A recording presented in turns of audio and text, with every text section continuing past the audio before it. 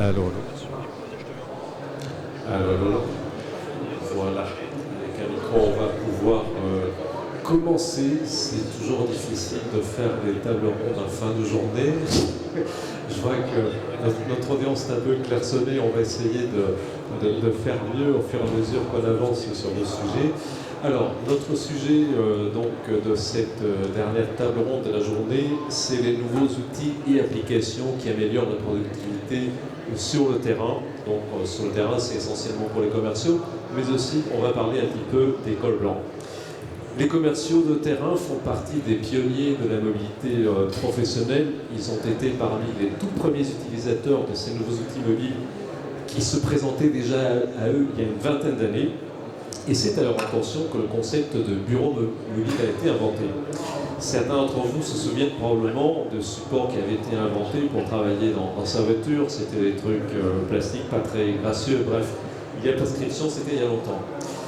Les premiers pagers, les premiers PDA, les premiers téléphones mobiles, les tablettes, les commerciants ont été les défricheurs d'usage professionnel de toutes ces nouvelles technologies. Ajoutons à cela, plus récemment, les smartphones, le cloud, les apps, ce sont autant des technologies dont ce métier s'est emparé. Et bientôt, il y aura aussi la 5G dont on a eu l'occasion de parler tout à l'heure. Nous n'allons bien sûr pas énumérer tous les progrès accomplis depuis une vingtaine d'années. Ça me prendrait beaucoup de temps et ça nous ferait prendre cruellement conscience du temps qui passe pour certains d'entre nous, qui étions là déjà il y a 20 ans sur ce même type de sujet. Mais l'évolution n'est pas terminée, loin de là, car il faut toujours améliorer la productivité des forces commerciales. C'est une injonction qui passe de plus en plus par le travail que réalisent les éditeurs logiciels, mais pas que. Et c'est ce que nous allons voir aujourd'hui, accompagné de nos invités. Permettez-moi de vous présenter David Huy, qui est responsable du programme Mobile Apps Smart Mobility Service chez Orange Business Services. Bonjour David. Bonjour. Christophe Voilet, qui est responsable du pôle web et mobilité chez Isorder. Pardon, je ne fais pas dans l'ordre. Bruno Texier, dirigeant associé de B2O, donc Business Office Oxygène, donc dans le développement du sigle, et Denis Laurent, et non pas Laurent Bahar, excusez-nous pour cette erreur de chevalet, qui est directeur des ventes France pour Pépéry. Alors, Christophe, je vais commencer avec vous. Donc, sur votre expérience des applications métiers, notamment pour les fonctions commerciales, quelles sont les pistes les plus évidentes d'amélioration de la productivité qu'un éditeur tel que vous peut mettre en œuvre? Alors, en ce qui concerne la DSI, ce que nous avons travaillé en premier, c'était le fait de réduire au maximum l'acte d'achat. Donc réduire le plus possible les actions nécessaires pour passer de la sélection d'un client. Plus près du micro, s'il vous plaît. Pardon, voilà. C'est mieux. Voilà, donc de sélectionner un client, un catalogue, un produit, une commande, et enfin finaliser l'achat.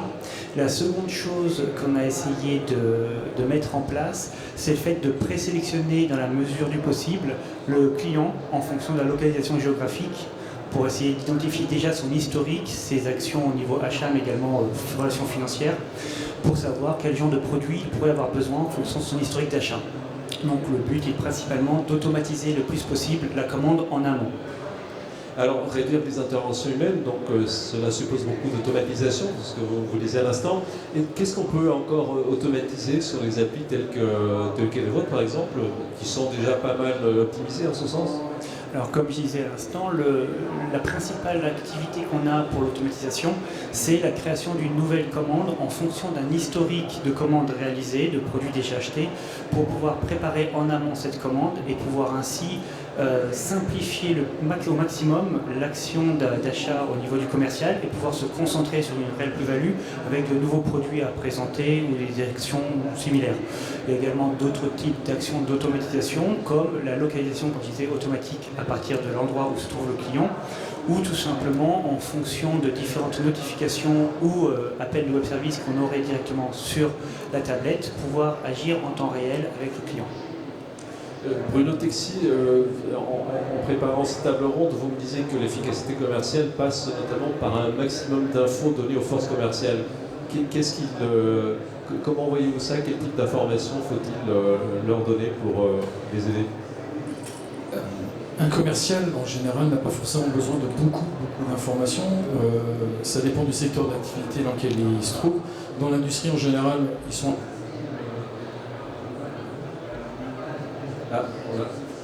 assez friands d'une volumétrie de données à saisir, parce qu'il y a beaucoup de caractérisation, d'identification, alors que dans le négoce, des fois, ils sont beaucoup plus dans une démarche light d'une CRM à saisir. Par contre, le commercial, il a juste besoin de savoir où il en est en termes de statistiques, donc par rapport à son encours, par rapport à ses objectifs. Il veut savoir ce qu'il a à faire et ce qu'il va signer dans les mois prochains. Donc en fait, tout va graviter autour de son stade, de son propre pipe, de son tableau de bord personnalisé. Et comme il ne sait pas ce dont il aura besoin en temps réel, il faut être capable de lui mettre une CRM qui puisse être suffisamment interconnectée avec d'autres solutions internes, sécurisées, ça va de soi, pour pouvoir disposer d'informations. Donc effectivement, ça peut être des clouds sécurisés pour aller chercher des fiches produits, côté marketing, que le marketing lui aura mis à disposition. Donc il faut être capable de lui mettre des choses légères, très light, bien remplies, pour que ça puisse être une force de base de données riche. Et pour autant, il faut que ce soit une CRM qui soit adaptée à l'entreprise. Donc en fait, aujourd'hui, beaucoup d'acteurs qui sont ici vont proposer des CRM qui sont très pertinents dans un secteur d'activité, mais qui sont peut-être moins dans d'autres. Donc chaque client doit trouver son CRM avec plus ou moins de profondeur de données à mettre à disposition des commerciaux. Et puis l'alimenter avec la bonne quantité d'infos, parce que trop d'infos tue l'info. En même temps, comment la valoriser efficacement, surtout si elle vient de sources différentes. Vous disiez se connecter un petit peu avoir des API vers tout un tas d'autres applications. Est-ce qu'on ne se retrouve pas au bout d'un moment avec trop de choses à... Non, parce qu'en fait, l'entreprise qui déploie une CRM, c'est vraiment un projet interne et complètement collectif, parce qu'en fait, il n'y a pas que le commercial qui va utiliser le CRM, il y a tout le back-office, les gens de l'ADV, il y a les gens de production, du service client. Donc la relation que client aujourd'hui a beaucoup évolué, c'est pas qu'une relation de prospection et de leads et de conquête commerciale, c'est le commercial d'avoir la relation et une vision globale de sa relation avec son client. Du lead jusqu'au remonter aux incidents post-livraison, donc tout ce qui est SAV, en passant par les livraisons, les factures non payées. Donc dans sa fiche client, il doit avoir une synthèse de tout ça, suffisamment légère pour lui donner une photo complète. Donc le degré, le curseur, il n'y a pas de réponse formelle, mais chaque entreprise doit le trouver. Donc d'où l'intérêt de personnaliser et d'accompagner le client sur le CRM qu'il faut lui faire à façon. David, lui, dans votre programme Business Apps, vous ciblez entre autres le terrain de l'efficacité commerciale. Est-ce que vous pouvez nous expliquer déjà un petit peu en quoi consiste ce programme Business Apps? Parce que vous êtes un peu, on a des éditeurs, vous êtes un opérateur, donc c'est... Absolument. Mobile Business Apps, c'est le programme de référencement des éditeurs de logiciels d'Orange Business Services. Donc notre métier, c'est d'identifier sur le marché des éditeurs de logiciels qui ont trois caractéristiques. D'abord, des éditeurs métiers. On travaille pour accompagner des commerciaux, des techniciens, des fonctions support, administratives, RH, et puis le secteur public qui a des besoins un peu particuliers. Deuxièmement, SaaS, on distribue des logiciels sur étagère. Et puis troisièmement, mobile, on va avoir tout ou partie du logiciel qui va servir donc les collaborateurs de nos clients lorsqu'ils seront en mobilité. On va les qualifier, les référencer et puis les distribuer. Combien d'API référencés à ce jour? Une vingtaine aujourd'hui au catalogue, ouais, dont un certain nombre qui sont spécifiquement faits pour le métier de commercial. Alors justement, est-ce qu'on peut faire un petit focus sur les API qui sont dédiés à l'optimisation de la performance commerciale? Oui, en préambule, je dirais qu'on n'a pas un commercial, mais tout un tas de métiers différents chez nos commerciaux. Les besoins d'un commercial qui fait de la prospection sont complètement différents, les outils sont différents par rapport à des commerciaux qui vont gérer des portefeuilles. Donc nous, on s'attache à essayer d'identifier un peu la journée type du commercial et comment on peut l'aider avant, pendant, après son rendez-vous. Donc avant le rendez-vous, vous connaissez tous Doctolib, on a dans le catalogue le Doctolib du commercial, Agendize, ça va nous permettre de l'alimenter en rendez-vous et de faire en sorte que lorsqu'il a ses rendez-vous, les clients, les prospects soient bien présents. On va mieux gérer la prospection ou lui donner de l'information spécifique. Bypass, typiquement, on va exploiter le big data, les sources innombrables qu'on peut trouver sur le net pour ramener de l'information pertinente de l'actualité des choses pour que notre commercial puisse favoriser sa prospection. Et puis après, sur la prise de rendez-vous, sur avec Easy Order en l'occurrence qui fait partie du programme. On va avoir aussi une application comme Nomalis qui est un peu notre killer app qui permet pendant le rendez-vous, pendant la préparation, d'accéder à l'ensemble des informations qui sont disponibles sur le site très facilement depuis le smartphone. Alors, comment mesure-t-on l'amélioration de la productivité? Est-ce uniquement sur la base du chiffre d'affaires additionnel généré? Est-ce le seul indicateur? C'est toujours le nerf de la guerre. Hein. On va évidemment s'y attacher. C'est là qu'on va construire les retours sur investissement avec nos clients, à partir des panels moyens, à partir du nombre de rendez-vous qu'ils vont pouvoir obtenir en plus. Mais il y a tout un tas d'autres choses qu'il faut regarder sur la chaîne, à commencer par des économies. Quand on n'édite plus de catalogue parce qu'on présente un catalogue 3D avec Easy Order, évidemment on fait des économies. Quand on ne fait plus de ressaisie parce qu'on injecte la commande, évidemment on fait des économies. Ça contribue aussi à la satisfaction client, c'est un item qui est très regardé pour pouvoir tout simplement faire en sorte que nos clients soient mieux servis du premier coup. Et évidemment, des sujets autour de la facturation, plus on automatise nos processus, plus on est capable de facturer en l'argent plus rapidement. Christophe Wallet, est-ce que vous avez, en partant d'exemples concrets, des métriques qui permettent d'évaluer l'efficacité d'une amélioration entre autres de l'ergonomie? C'était votre sujet tout à l'heure en disant que l'ergonomie est un gros facteur d'optimisation. Quel type d'indicateur avez-vous pour mesurer justement? De notre côté, on met en place dans Easy Order WP et iOS un système d'analytics qui permet de savoir quel est le cheminement qui a été suivi par un utilisateur. Ainsi, lorsqu'on met en place une nouvelle fonctionnalité ou un nouveau mécanisme, en l'occurrence la 3D comme vous l'avez évoqué un peu plus tôt, on vérifie que l'utilisateur final, c'est-à-dire notre client, donc le commercial, mais également l'utilisateur derrière qui souhaite acheter, passe par le cheminement de cette nouvelle fonctionnalité. Et ainsi, ça nous fait, via un appel à web service ou une synchro à la fin de la journée, des informations pour nous dire combien de personnes sont passées par telle fonctionnalité, combien sont restées par le chemin classique, combien sont passés par le chemin nominal ou des chemins alternatifs. Ça donne ainsi une bonne idée de l'utilisation des nouvelles fonctionnalités et le cas échéant, on fait une com sur ces nouvelles fonctionnalités via l'écran d'accueil dashboard pour inciter les utilisateurs à passer par cette nouveauté qu'ils ne connaissent pas forcément. Ouais, vous avez des exemples concrets, peut-être de réalisations qui permettent de... Quand on a mis en place par exemple la modélisation 3D d'un produit, au début les gens n'en étaient pas conscients qu'ils pouvaient s'en servir. Ça sert principalement par exemple pour des clients qui travaillent dans la pièce automobile. On aime bien avoir la forme de la pièce en soi, ça marche moins bien quand on vend des crayons, on sait à quoi ressemble un crayon. Mais en revanche, sur des pièces automobiles, c'est pratique de voir à quoi ça représente, à quoi ça sert. Et au début, les gens ne pensaient pas à tout simplement aller voir au niveau de la fiche produit la partie 3D. Ils se contentaient simplement du descriptif classique ou d'une photo ou éventuellement d'une vidéo, mais pas de voir que la partie 3D était très intéressante pour pouvoir montrer aux clients et donner plus facilement l'envie d'acheter.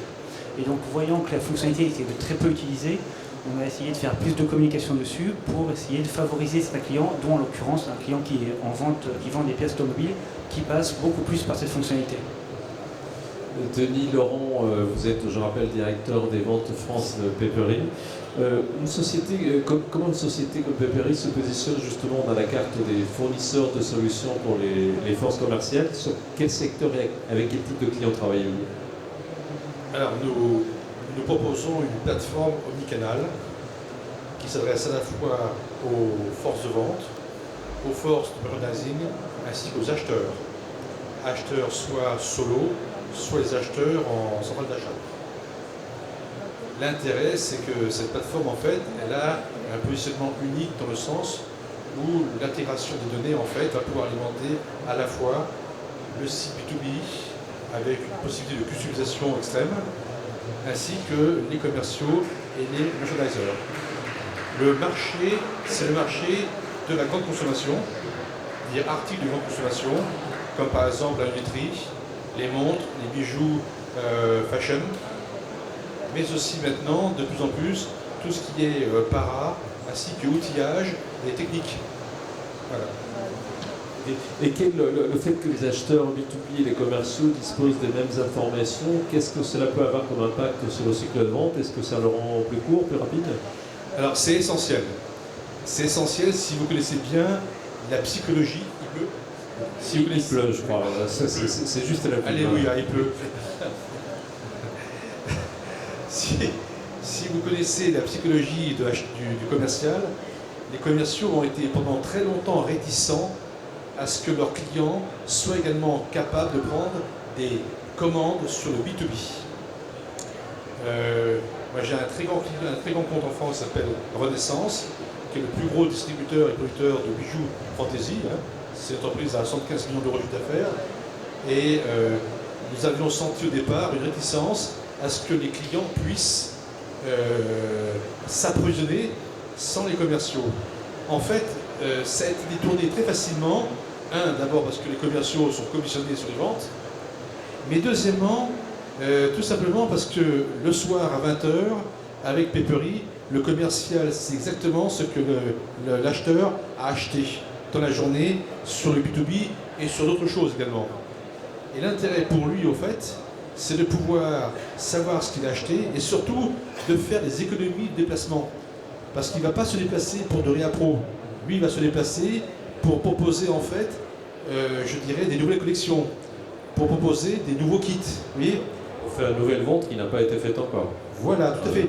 Donc, l'intérêt, et en plus, le site que nous avons est un site qui permet de passer énormément de choses et qui s'apparente à un B2C, avec toute la richesse.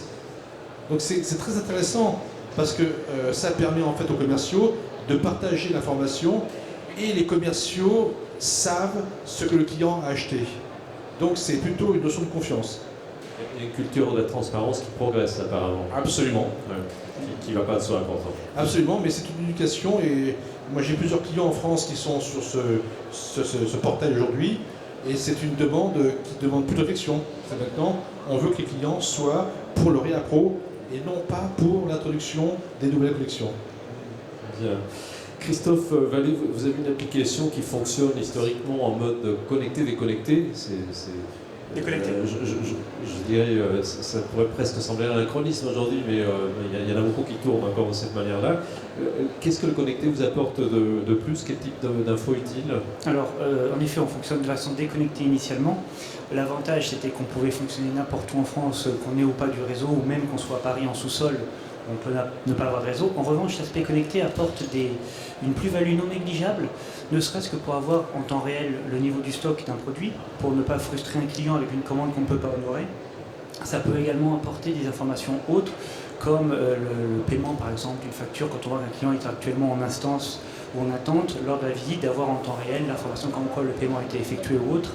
Donc à travers des web services et des petites volumétries, donc des API REST, ça permet d'avoir plein de petites informations ponctuelles qui ne sont pas très grosses et très rapides à avoir et qui permettent de changer radicalement l'information au moment de l'achat et au moment de la relation avec un client où on a forcément les données qui sont du matin. Et donc si on passe vers 17h par exemple, on n'a pas forcément les données à jour. Donc cet aspect connecté est une très bonne façon de combler un manque que le déconnecté a forcément, puisqu'on a toutes les infos le matin, mais en journée, il est nécessaire d'actualiser. Je fais allusion par exemple à des sociétés comme Morgan qui nous avaient demandé tout simplement de mettre en place un web service pour valider au moment de la commande le niveau du stock des produits, pour ne pas créer la frustration du client en disant cette commande ne peut pas être honorée, on n'a rien en place, et lui faciliter le switch sur un autre produit ou une autre référence. Bruno Texier, vous venez dans le monde de solutions de gestion modulaire, c'est un petit peu l'ADN de B2O, mais votre appli mobile CRM que vous présentez se veut tout un qui concentre de nombreuses fonctions.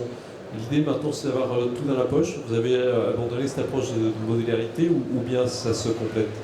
Bon, il n'y a rien de nouveau, le CRM ça reste l'outil majeur du commercial et c'est le bureau mobile dont il a besoin en permanence. Donc effectivement, vous faisiez la remarque très juste à l'heure qu'entre le CRM en mode déconnecté et connecté, il a besoin des deux aujourd'hui. On voit bien aujourd'hui, quand il y a une saturation de réseau, même si on est bien fourni, on a quand même malgré tout le besoin de se rassurer, comme le témoignage de Christophe le fait aussi, de se dire que dès que je peux me synchroniser, je rafraîchis mes données, mais je peux travailler en mode déconnecté. Donc nous, effectivement, comme d'autres, on part du principe que le commercial, qui est un nomade, qui travaille debout en marchant, en circulant dans les allées, mais aussi d'un restaurant, à un événement, à une soirée, il va avoir besoin de plusieurs éléments majeurs. Le premier, c'est de savoir où il en est sur son état d'avancement dans son pipe, pouvoir créer des leads, parce que c'est son métier majeur effectivement de chasseur, entre guillemets, de créer des opportunités, créer des contacts, et qui vont être le début de la création de sa relation commerciale de prospection. Et puis derrière, dans une phase 2, c'est toute la partie gestion de la relation client, où effectivement il va pouvoir bénéficier dans son application des encours de commandes non livrées, des livraisons qui sont en attente, des factures qui ne sont pas payées, des tickets, des remontées, comme je disais tout à l'heure, qui effectivement vont lui donner une vision globale, qui 5 minutes avant le rendez-vous, vont lui donner de façon exhaustive une vue complète. Et il ne va pas te piéger. Donc s'il prépare son rendez-vous la veille, c'est encore mieux, mais effectivement, il a l'essentiel des données. S'il lui en manque, il a toujours la possibilité, puisqu'on a de plus en plus de couverture malgré tout, d'être connecté au CRM dit de back-office, où là il y a plus de richesse d'informations. Il va avoir une foison de données beaucoup plus puissante s'il en a besoin. Donc en fait, il a 2 CRM. La CRM en étant debout, une CRM assis. Donc c'est un peu ça l'intérêt.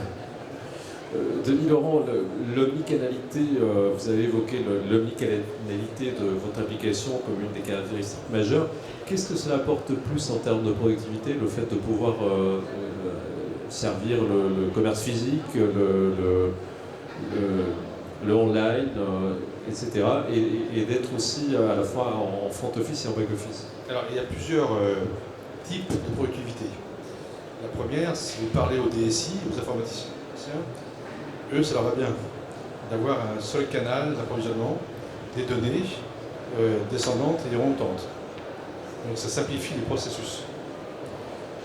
Maintenant, en termes de productivité commerciale, vous imaginez bien que les commandes de Réapro sont des commandes qui, des fois, sont de l'ordre de 80, 100, 150 euros, alors qu'une commande peut être de l'ordre de 5 000 ou 10 000 euros pour un commercial. Donc pourquoi le commercial va-t-il se déplacer pour des commandes de Réapro? C'est là la productivité majeure. C'est-à-dire que ça permet en fait de pouvoir faire en sorte que le commercial va se focaliser sur l'introduction des nouvelles marques, des nouveaux catalogues, et qui va permettre après aux clients de se réapprovisionner. Ça, c'est la grande productivité. Voilà. David Buis, on a vu que vous avez composé autour de votre activité un écosystème d'applications, donc ils peuvent être complémentaires. Est-ce que vous envisagez la transversalité, la rencontre entre eux, pour que peut-être en mélangeant divers types de fonctions, on arrive à créer encore un nouveau levier de productivité par celui-là? C'est l'essence même du programme, c'est l'essence même de ce qu'on souhaite faire chez OBS, c'est la co-innovation, qu'on la fasse avec nos clients, qu'on la fasse avec nos partenaires. Je vais citer 2 exemples. Le premier dans l'immobilier, on a au catalogue aujourd'hui 3 partenaires pour adresser, non pas en vertical, boîte par boîte, j'allais dire, mais comme une solution métier, ce métier-là. 2VR qui travaille sur la visite virtuelle. Donc l'objectif, c'est effectivement que le commercial de l'agence n'ait pas à se déplacer avec son client sur chacune des visites, donc de faire des prévisites virtuellement des appartements. Agendize qui gère la prise de rendez-vous, HomePad qui gère les états des lieux. Aujourd'hui, 2VR, Agendize, HomePad ont travaillé ensemble pour développer des connecteurs. Depuis la visite virtuelle de 2VR, on est capable, lorsqu'on choisit un appartement, on se dit celui-ci c'est un coup de cœur, je veux le voir réellement, on est capable d'avoir directement la prise de rendez-vous avec la disponibilité à la fois du commercial de l'agence et puis à la fois du propriétaire ou du locataire occupant si toutefois l'appartement est occupé. Si tout ça, ça fonctionne bien, derrière je vais pouvoir réaliser mon état des lieux. Deuxième exemple, plutôt orienté dans le monde des techniciens aujourd'hui, mais pour les commerciaux qui font de la flotte, c'est relativement bien adapté. On a une de nos filiales qui est Océan, qui fait du fleet management. Océan fonctionne très bien avec Synchroteam pour faire de la planification de techniciens ou avec Answay qui va faire de la géo-optimisation de tournée. Donc on peut à la fois regarder ce qui se passe en temps réel sur sa flotte, affecter les bons collaborateurs sur telle ou telle tâche, se pencher sur le passé, ce qui s'est passé, mais aussi travailler le lendemain. Vous faites office un petit peu de one-stop shop, donc vous êtes à la fois opérateur de connectivité, vous êtes distributeur d'appli, enfin distributeur, je ne sais pas si c'est le bon mot, mais peut-être que oui.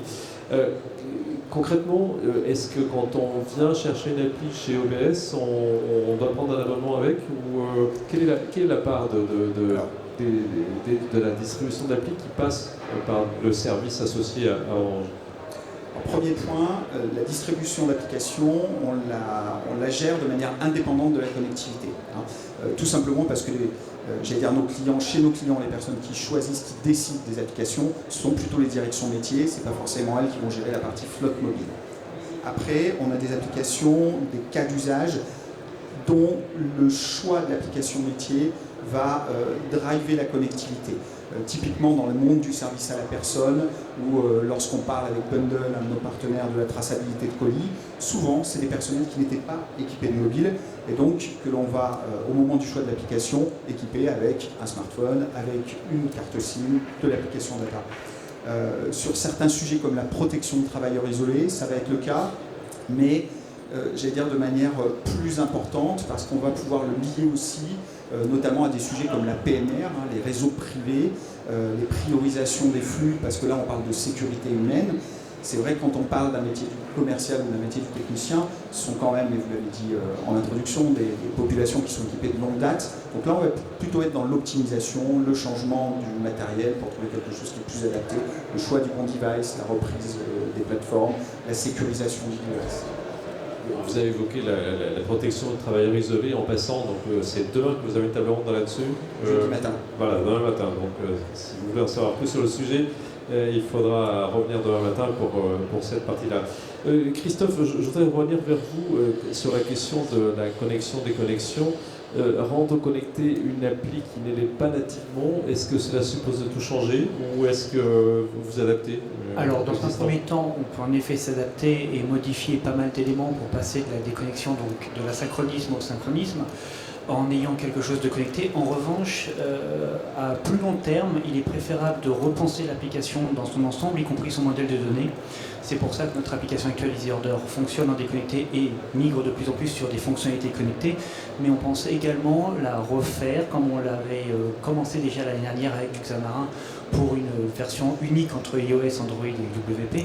Et dans ce cadre, au passage, refondre notre modèle de données pour lier directement les aspects de connectivité, de web service, d'appel dedans, directement avec notre modèle déconnecté.